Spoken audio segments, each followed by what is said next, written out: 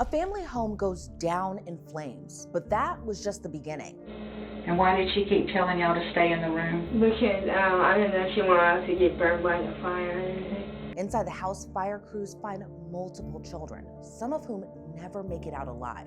And the woman accused of carrying out the heinous act is the very person who was supposed to keep these children safe. What scared you?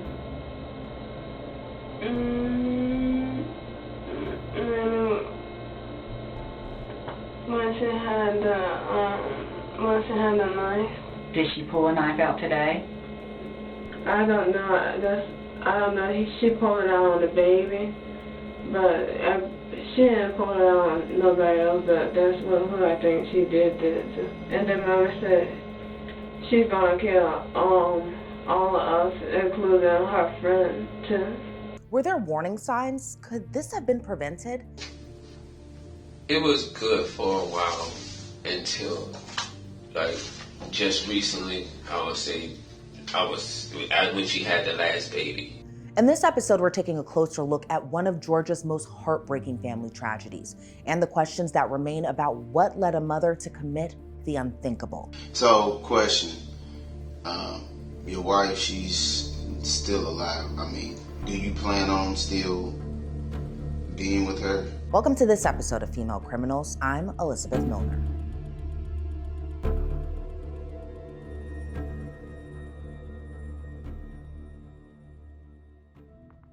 Paulding County, Georgia. That's where we meet this week's female criminal, Darlene Brister. Darlene was born in 1982. We don't know much about her life growing up, but we do know in 2002, she married a man named Ricky Brister. Over the course of their more than 17-year marriage, the couple had 7 children. By 2022, Darlene and Ricky were the parents of a 16-year-old, 14-year-old, 11-year-old, 9-year-old, 5-year-old, 3-year-old, and their youngest only 9 months old. Perhaps to the outside world, they were simply a family of 9. But does anyone truly know what is going on behind their neighbors' closed doors? Because inside the Brister home, something was unfolding that no one saw coming. Just before 9:30 p.m. on June 24, 2022, the Paulding County 911 Center receives a call about a fire and domestic disturbance at a home on Woodwind Drive. Fire crews rush to the address where they discover the Brister home up in flames, and there are children trapped inside. It's a horrifying scene. Neighbors say they witnessed 2 of the children jumping out of a second-story window to escape. Fire crews battle the flames, but once the fire is finally under control, they discover a scene far more devastating than the blaze itself. A 3-year-old and 9-month-old baby are pronounced dead at the scene. An 11-year-old, 9-year-old, and 5-year-old are immediately rushed to the hospital. But the 5-year-old Brister child ultimately dies from their injuries. Only 3 people make it out of the home alive without injuries: the Brister's 16-year-old, 14-year-old, and Darlene Brister. Detectives determined at the time of the fire, Darlene's husband, Ricky Brister, wasn't home. They also determined the Brister's 5-year-old, 3-year-old, and 9-month-old didn't die as a result of the fire. They died because of injuries they sustained from being stabbed. The teenage Bristers reportedly tell deputies on scene they know who the attacker is: their mom, Darlene. Deputies find Darlene still on the property, and they take her into custody. How does a home filled with 7 kids become the scene of unimaginable tragedy? What could motivate a mother to do that to her own children? While Darlene sits in custody, detectives return to the neighborhood the following morning searching for answers. Hi, sorry to bother you. I know it's early. Yeah. Were you home last night Yes, when ma'am. all that happened? Do you mind giving us a statement? I've done a written one. You did a written one already? Yeah, me and my neighbor over there, he came and got me when the girl jumped out the window. This neighbor doesn't live too far from the Bristers.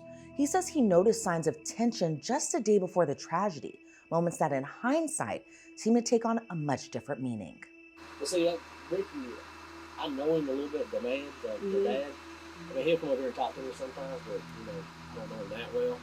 But I know Sunday, I was out here drinking coffee, and Sunday morning he was packing all his stuff up, like all his clothes, shoes, everything. He threw the baby car seat out on the driveway and the stroller out, because they got a minivan. He was taking everything out of it, putting out, like, all his stuff. And I noticed he was gone all week. He wasn't here all week long. And that's rare, because they don't work or nothing. They're usually there all the time. Neither one of them work? Not that I know of. They're there all day, every day. And so I figured, you know.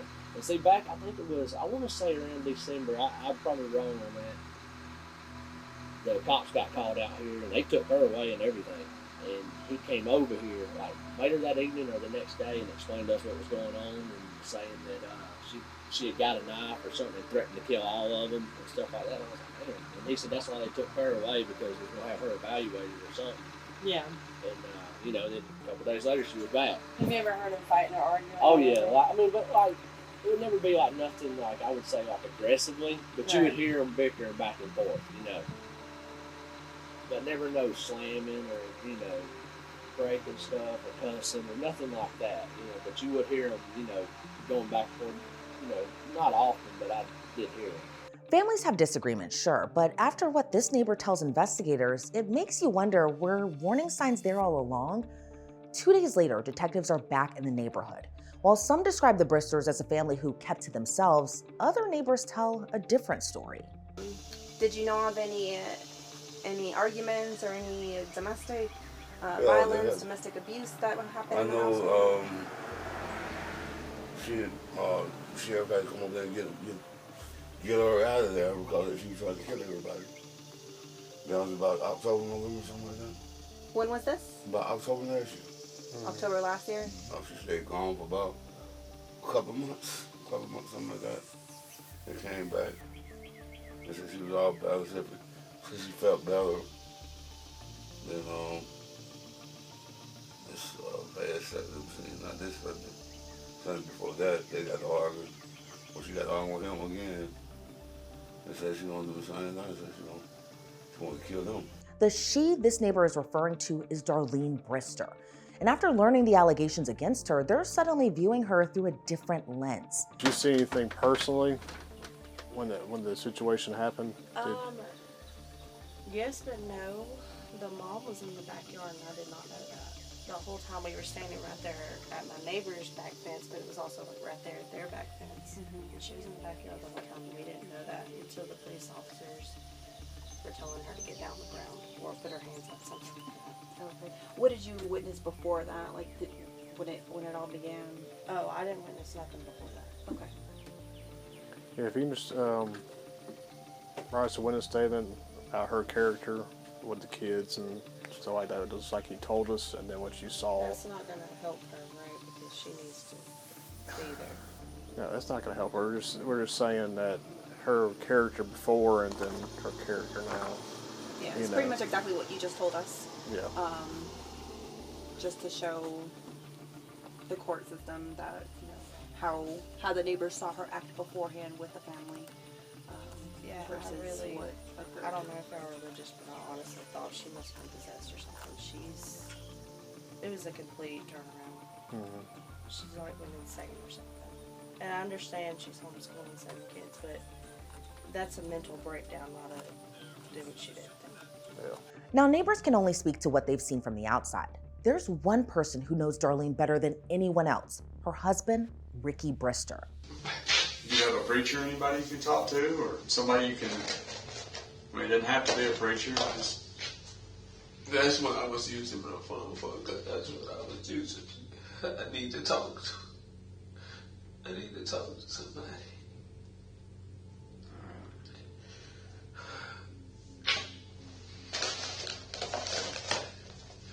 I still need that. You need more tissue? We got some. Yeah. My baby's not gonna know. But you still have babies that are here. No. Alright.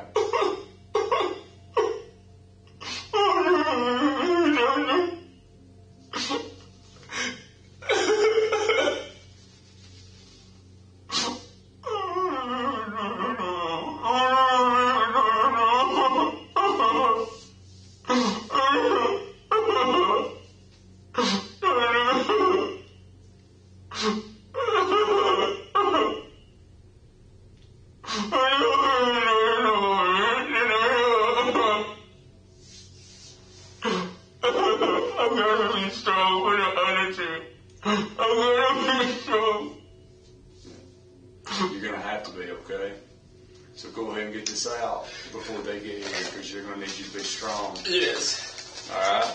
You can do that, can't you? I can't do it. I can't do it. Detectives turn their attention to Ricky not because he's a suspect, but because if anyone can help them understand what led up to that night, it's him. From Ricky's point of view, for a while the family has been trying to keep their head above water. Where do you work? I'm unemployed right now. Okay. Employed. Okay. How long have you been unemployed?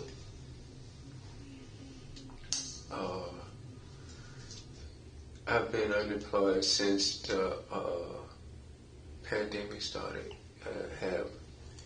Since COVID. In 2020? Yes. Okay. What did you do prior to 2020? I was working at Dollar General. Okay. Okay.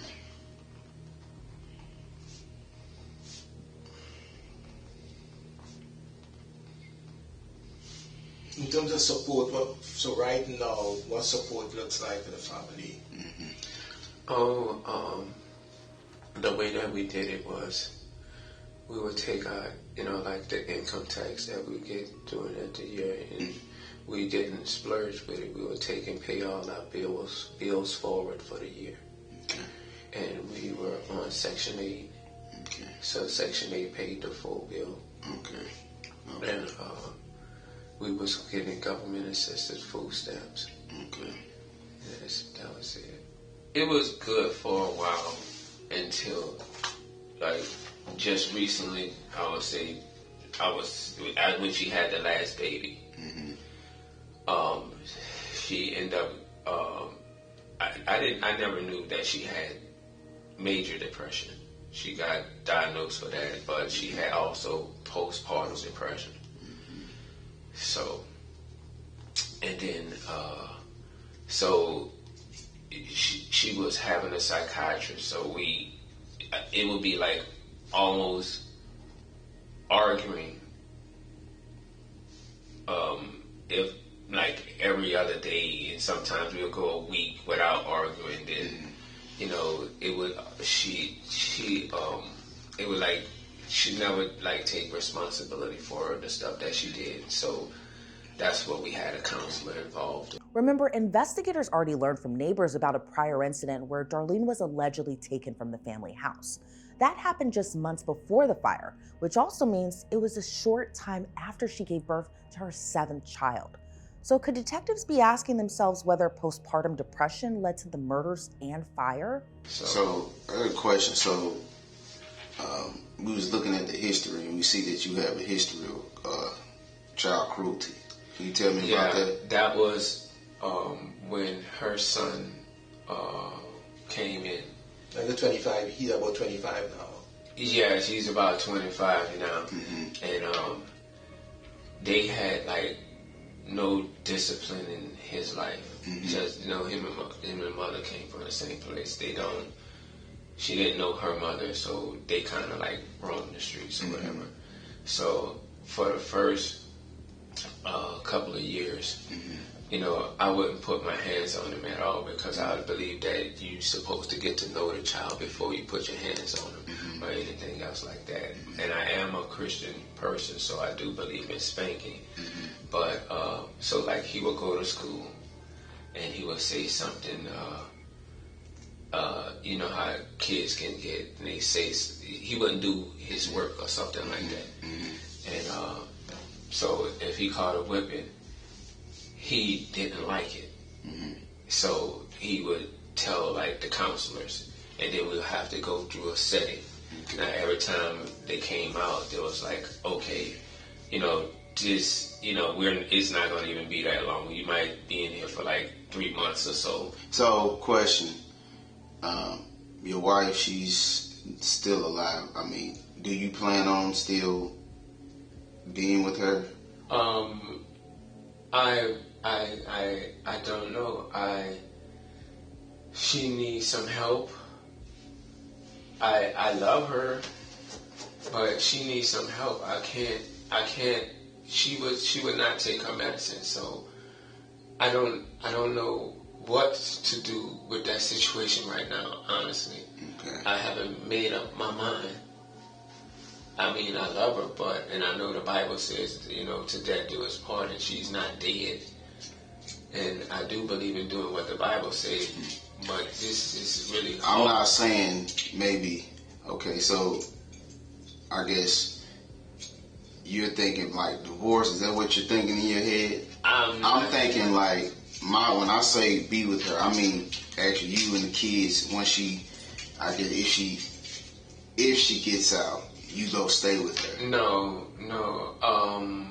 I think with that situation, if she gets out, I don't know. She needs to be. No, we can't stay with her. Because she's not stable enough. She's not. I can't. No. She's not stable enough because she was over to Section 8, and that's how she got a chance to constantly put me out. So, and that's one of the reasons why I had to go by my mother. So I need to be over it, and I would like, me personally, I would like to have, just to be able to visit her or something like that at least for a while. Okay. But so it'll need to be a transition, and you have to make sure that she's mentally. She's mentally stable before I allow that to even take place. And because this can't happen. No. Ricky's perspective is just one piece of the puzzle. Detectives are interested in hearing from other family members too. They've always had major issues. In the beginning, it's like a cult. This is the police interview with Darlene's sister-in-law, Kaylee Hill. Even after what Darlene is accused of, she doesn't hold back her feelings about Ricky. That's what he's got his own brand of religion. He is a narcissist. I couldn't put my finger on what it was, but when I described it to the medical staff, she was like, that's a narcissist. So I go and look it up. I'm like, that's a narcissist. He's a narcissist. He can never be wrong about anything. And he has to be in control. And everything he says is very manipulative. When she had Donovan, she had to go to that hospital by herself. There was nobody with her. I don't know if Barbara ever got to see her when she had the baby, when she was in the hospital, but from my understanding, there was nobody with her. So when she got back home, she's got to go back to cooking and cleaning and taking care of the kids and taking care of his mother. Ricky said he had to stay with the kids. Okay. So she had that baby by herself, and we didn't find out until afterwards. And then the same thing happened with the baby, Devontae. Ended up going to the hospital by herself, having the baby. This time she did get her tubes tied. Ricky was upset about that, and this is what she told me. Ricky was upset about her getting her tubes tied, and she was upset because with this baby, there was a medical problem. I don't know if she hemorrhaged or it was something where they had to do a little extra medical care or something. Anyway, and she got her tubes tied, and one of the doctors was male. The doctor that was saving her life, whoever it was that was helping her with the hemorrhage or whatever was saving that doctor, it was male. And Darlene told me that Ricky got upset because it was a male doctor. And I'm thinking to Darlene, I'm like, baby, you're about to die. We don't care who it is who comes to save you. You need to be saved. Kaylee then starts going into detail about Darlene's children. From her observations, there were a few things that didn't sit right with her. I'm an educator. Just wrapped up my tenure as a principal, and I work in human resources, and I do Title IX, so gender discrimination and sexual harassment. That's my all day, every day. So with that hat on, I did have some concerns because all the kids have a type of speech, have a speech issue, a speech and language. All of their language is very slurred, not proper enunciation. So you can tell like these kids have not had a chance to talk about anybody outside of their home. Because, you know, it's the interaction with other people that help you to develop your speaking. It's the reason why I don't have my hometown country twang anymore. It's because you get out, you get to talk to other people, and you assimilate. So you could tell that they did not have that access. Faith has high anxiety, super shy. She was a really good mother, and she came up and she had time with my kids and loved on my kids, and I let her be with my kids alone. Do you think if I thought she was going to do that on Friday, I would let her anywhere near my children? But she was great. She was a great aunt. She connected with them. She did art projects with them, and that's my kids and her kids. So nobody had anybody thought that this was how this was going to manifest. I would have been down here.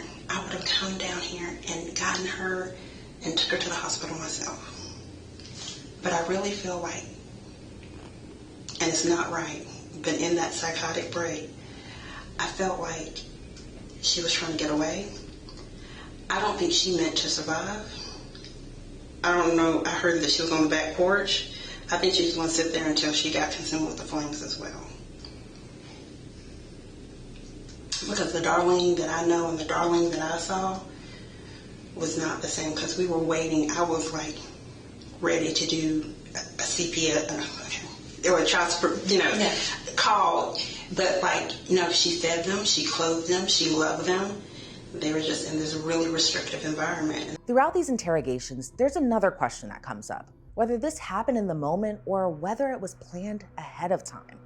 When detectives interview Ricky Brister's mom, Vicky, a shocking detail surfaces. Can I tell you the story that my grandbaby told me?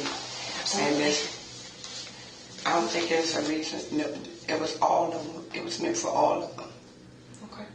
She gave them pills that morning, sleeping pills. The girls didn't take theirs. Only one of the girls took theirs. They were asleep. The other, Dante and the other one that went in.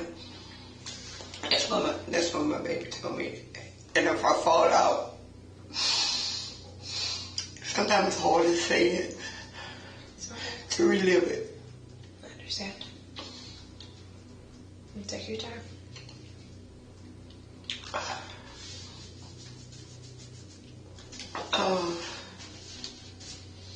Charity, told me that my mama gave us some pills that morning to take. And she told us to bring these flowers and her whatever machine she made t-shirts with, put them in the car. And they did that. And she said, my mama was acting funny. And so my mama got in the car and took the car down the street and came back and gave us some pills to take. And I didn't take my pills, and they didn't take hers, but Charity took her pills. And the boys took their pills, and it was sleeping pills because I know that they went to sleep. And she had the other two, the little ones, the 3-year-old and the month-olds. She had them in the hallway laying down on the floor. And she had planned, so she said she dumped the gas in the boys' room, then she dumped the gas in our room. And she went back. She didn't say us. She just said she stabbed the baby. And she came back and she lit the fire in the boys' room, and we smelled the smoke. And then she came to put the fire in our room, but it didn't work. And we took Faye said she took a towel, a sheet, and threw it out the window, and it was going out. She went down the window, and she got scared, and she wanted to come back up, and it was holding her hand. And then Charity told her, no, don't come back up. Just jump down. And Charity said she jumped down next. And then Faith, Hopi, they had to coach her out the window. She was just standing in the window, and Charity was the big girl and saying, come on, you gotta come out of there, So it wasn't aimed towards nobody that looked like in particular. It's just the way it happened. But what sticks with Vicki the most isn't just what she was told. It's the feeling she didn't do enough to help her grandchildren when she still had the chance. I'm just gonna say I'm gonna do my best. I want my grandchildren, and I want to do my best, to do what I gotta do to help them, to get them, or whatever. I don't want them to go to nobody else before me. Give me a chance at having them, and if you don't like how I raise them, then come at me, but don't take them away from me just like that. Maybe I made a mistake and not bring them with me when I came home. I felt like that. They was going with a stranger, and they wanted to stay with their dad, and I was going to make it worse. That was a bad choice. I didn't know that. If I knew they was going to come get them, you think I would have left them? No. Yeah, I don't think anybody knew, and not you and not Ricky, nobody knew what was going to happen. Exactly. We didn't. So it's, it's not on you. Okay. Yeah. I feel, I kind of feel like that was, I should have been that mom that stayed. Ricky's not a child in age like that. Well, he's a grown man, and he has his choice over his children. So then that made me feel like I should have said, no, they going with me.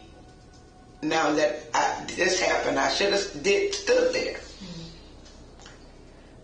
Because I told him, I said, for what I know, if y'all come down here, they're going to school.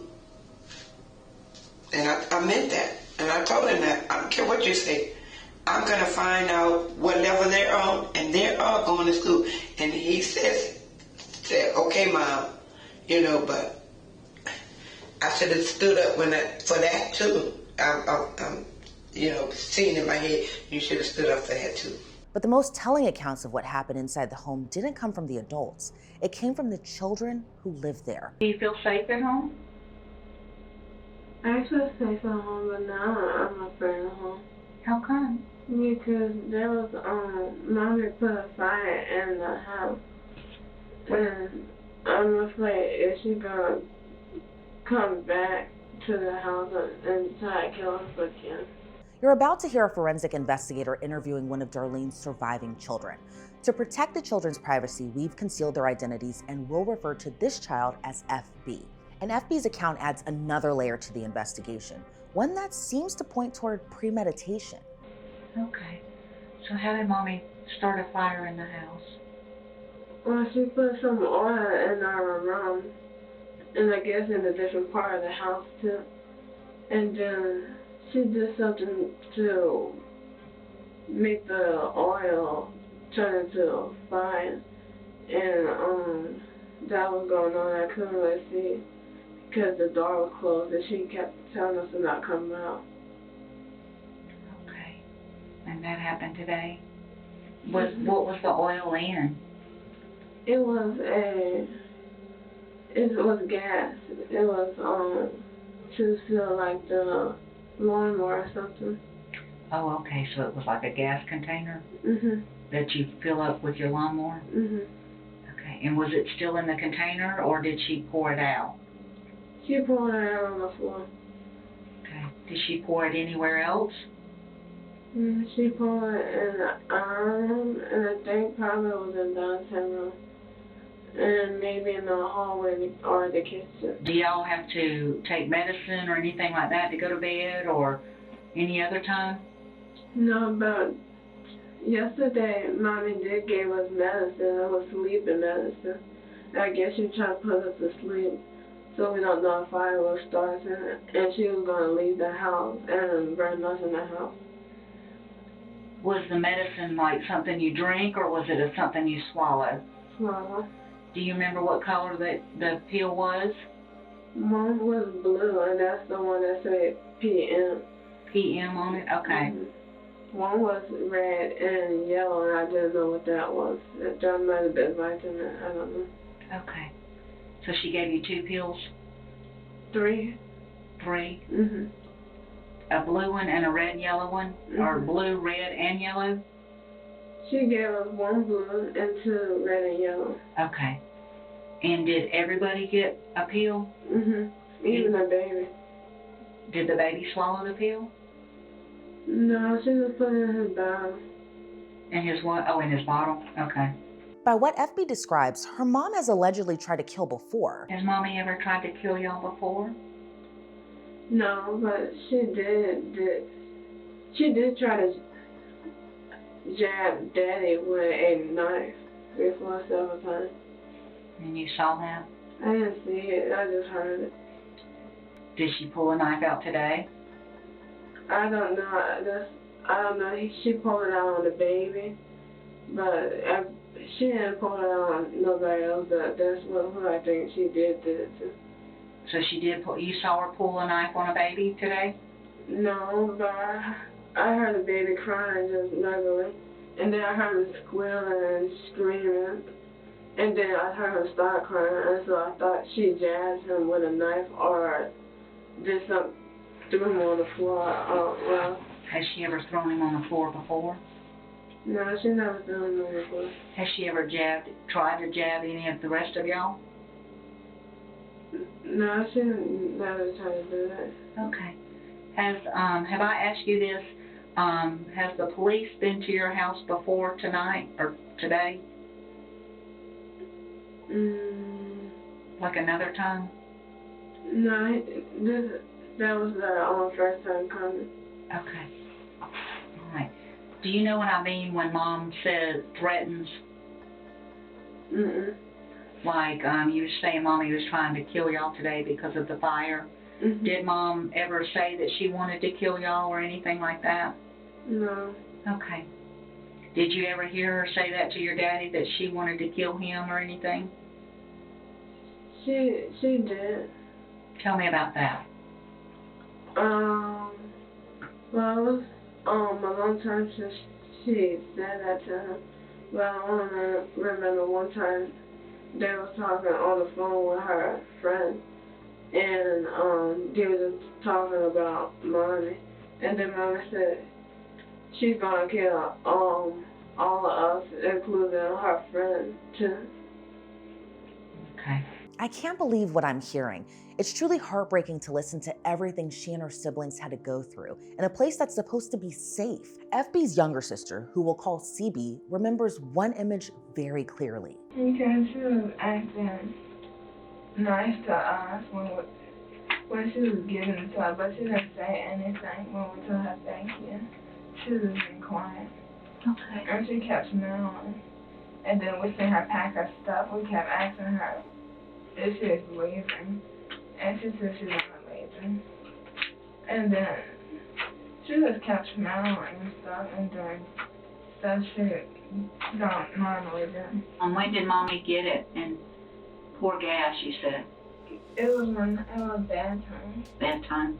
Mm-hmm. And where was Mommy pouring the gas? It was by the window, and it was by something like that, but it was on the floor. The vents? Mm-hmm. She poured them down in the vents? Mm-hmm. She put it by the window. By the window, okay. Mm-hmm. Okay, and did she do that in every room or just certain rooms? I think she did because she went in the boys' room, and I think she was checking on us to make sure we sleep so she could put the fire in, and think that she think Mommy had like one of those boxes with the stick that you use to put fire on the candles. Mm-hmm. She thinks she had that and put it on the oil, okay. the gas. The gas. Okay. And then I think somebody said She went in the backyard, so she won't get catch on fire. But she didn't put fire in our room because we wasn't asleep. Oh, okay. FB and CB's 9-year-old sister, who we'll refer to as HB, says she didn't always feel safe at home. Like her sisters, she says she was also given a pill to make her go to sleep. She gave us the sleeping medicine. She gave y'all some sleeping medicine? Did she make y'all go to your rooms or go somewhere else? She wants us to get in the room and go to sleep. And what? Can you tell me about what the medicine looked like? It was a light blue. It had words on it. Okay, so was it a pill you had to swallow? Mhm. And it had lines on it? It had words on it. Okay. All right. And how many did you have to take? One. Did she give one to everybody? Mhm. Did she give one to the 2 little ones? Mhm. Okay. And they swallowed a pill? Mhm. Okay. Do y'all have to have a sleepy pill every night? No. Okay. Why tonight? Because she was trying to make us go to sleep and then cook the gas and burn the house up in the room. In what room? And it was the girls' room. Okay, y'all's bedroom? Mhm. Okay. And where were the boys? He was in their room. Okay. And so the 2 little ones in the boys' room too? Mhm. And where was Mom? She was in her room. And I think she went in the kitchen too. Okay. All right. And how did she start the fire? She was cooking, I think she was cooking gas or oil. Okay. And when did you know the house was on fire? How did you know? Because I smelled the stuff. Okay. How did you get out? We broke the windows and we just jumped out the window. Okay. And does your house, you live in a house or an apartment? We live in a house. Is it 1 floor or 2 floors? It's 2. And where was your bedroom, the girls' room at? On the top room. Okay. And y'all jumped out of the window? Mhm. Did you wear that to bed? Mhm. Okay. So you wore that and then you just jumped out with whatever you had on? Mhm. Okay. And so there's 3 girls, that all 3 of y'all jump out? Mhm. And then what happened? And then we fell down and then was right into the house we went to. And I was trying to help off the ground. You were trying to help and went and told the people next door? Mhm. Okay. Did y'all eventually go over there? Mhm. Do you know those people's name? Mm-mm. Okay. And what was wrong with her? Why did you have to help her? Because her leg was hurting. Okay. All right. Do you know if anybody else got out of the house? Mm-mm. No? You don't know if the boys got out? No, they didn't came out. Huh? They didn't came out. They did come out? Mm-mm. They didn't come out? Mm-mm. Okay. Was Mom mad today? Or sad or happy? I don't know. Before the fire? She was happy when the fire didn't start.